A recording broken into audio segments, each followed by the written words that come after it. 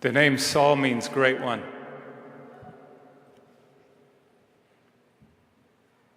The name Paul means little one. While making this film, I learned that by changing one tiny letter, that we can become great in the eyes of God. But it requires us to be little if we wish to be great. But this is the way of the saints. This is the way of the holy. And this is the way Saul became St. Paul. Callings come when we least expect them. I remember mine vividly. I had this experience. I was 19 years old, sitting in a movie theater in my hometown of Mount Vernon, Washington.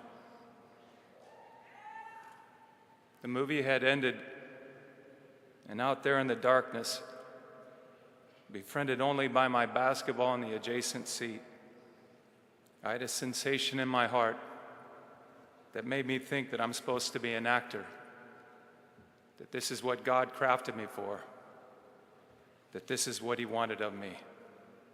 Yes, my rational sense intervened. I knew nothing about acting, no agents, no managers.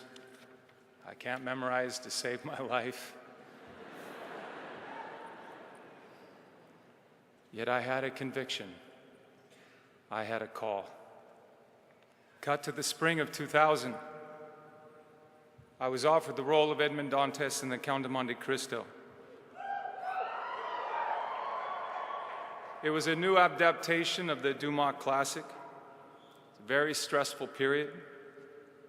This is the first time I ever had to carry a film on my own, and here I was at what I long wanted to achieve, but I had no peace. Everything on that film was a battle. My character, Edmond Dantes, is unjustly imprisoned. While there, both in the book and in the film, he carves on the wall, "God will give me justice." And with all the odds set against him, this one solitary man is committed to freeing himself and vanquishing evil, even the evil within himself. There is a wonderful scene between Edmond and a fellow prisoner, a priest, played by the great Richard Harris. In the pit of self-pity, in a moment of real despair, while the priest is on the ground dying, he turns to Edmond and says, "Your final lesson, do not commit the crime you now serve the sentence for. Remember, God saith, vengeance is mine." And I look down to him and say, "But I don't believe in God." He says to me, "It does not matter, Edmond. He believes in you." And He does. God loves each one of us personally, and He is there for us, even in our darkest moments of despair. After shooting Monte Cristo, I inexplicably get a call from Mel Gibson. My agent didn't call, my manager didn't call. I didn't know Mel Gibson. I wasn't politicking for the role because nobody knew it was happening. Mel Gibson wants me to play Jesus Christ. He wants the guy with the initials of JC, who just happens to be 33 years of age, to play Jesus Christ. Is that a coincidence? I don't think so. Is your life a coincidence? Or is it all just a chance? Some of you may be miserable right now, confused, uncertain of the future, hurting. This is not the time to back off or to give in. When I was up there on the cross, I learned that in His suffering was our redemption. Remember, the servant is no greater than the master. Each of us must carry our own cross. There is a price for our faith, for our freedoms. I have been literally scourged, hit by the whips, crucified, struck by lightning. Yes, open heart surgery. That's what happens after 5.5 months of hypothermia. One day, during the shoot, my arm was wedged under that heavy beam.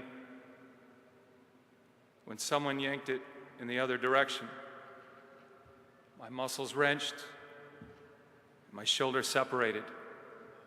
I fell to the ground, dropped my head into the sand. This take now remains in the movie. In the later part of the film, Jesus experiences a shoulder separation. Well, I now know what that felt like. Every day I had to pick up that thing. It was like a penance. It ripped into my shoulder, tearing at my flesh. And with each passing hour, it got heavier. But had this been shot in a studio, you never would have seen that performance.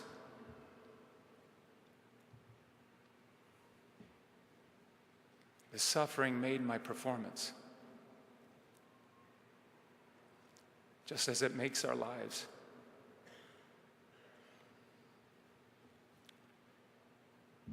Some of us now, and you know them, embrace a fake Christianity where it's all happy talk. I call it happy Jesus and glory. Guys, there was a lot of pain and suffering before the resurrection. Your path will be no different.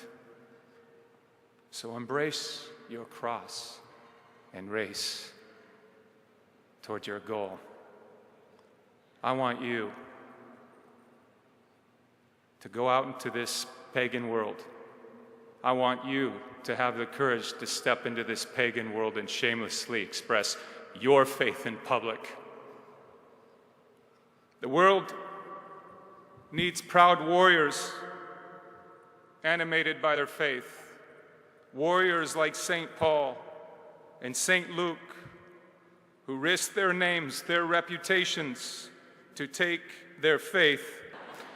May God love you and keep you and guide you all the days of your life. And I don't see you here. I can't wait to see you in heaven. I love you. God bless you. Fight hard.